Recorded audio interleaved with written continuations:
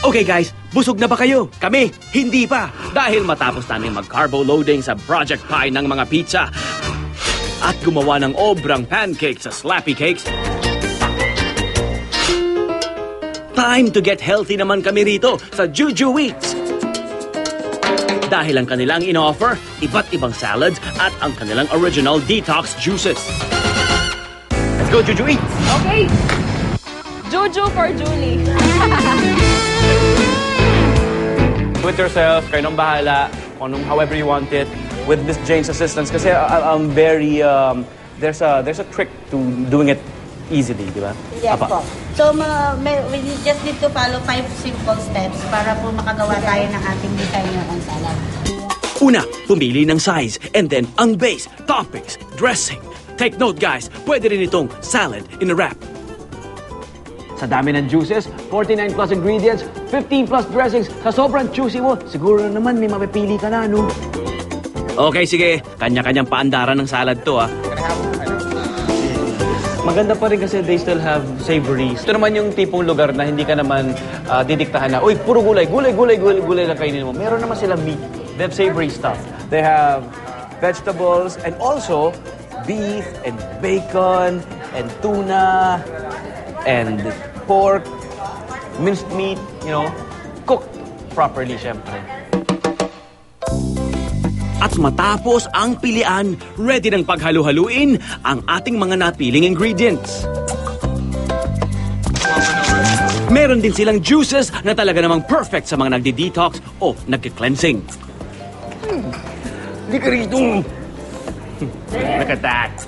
You know what they say about vegetables, diba? The brighter, mas matingkat ang kulay, mas healthy. Yeah! So shake it! Shake your juju!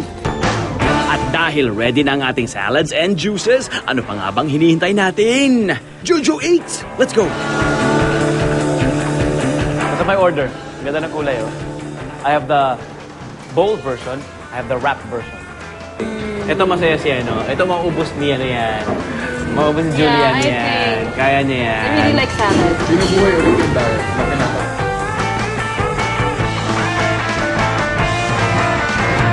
Yay! She's happy. Our girl is happy. Yes. Look at this.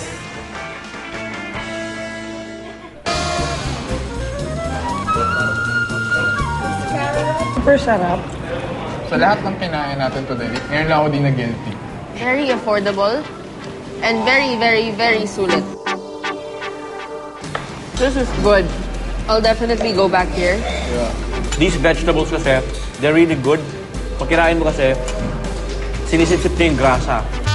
Sa lahat ng gustong makatikim ng mga salads ng Juju Eats, 135 pesos ang kanilang basic salad at depende na ito sa inyo kung gaano nga ba karaming toppings ang nais nyong idagdag with extra charge na yun. I almost finished a bowl. Sobrang sarap. Saka maganda dito, kunyari everyday ka dito. Pwede kang mag-try ng iba-ibang flavor, di ba? Kaya ko mabuhay nang ito lang ang kinakain ko. I swear to my life. Oh, kaya ko nga mabuhay, kahoy lang yun ako. Ayaw ba? Patalo. Sige lang reviewers, namnamin natin ang ating mga original salads dahil... Bakit po? Sino po sila? Sino po sila? Wrong table po kayo. Sa kabila. Final verdict na, malalaman na natin. Okay? Alin kaya sa kanilang pop o flop?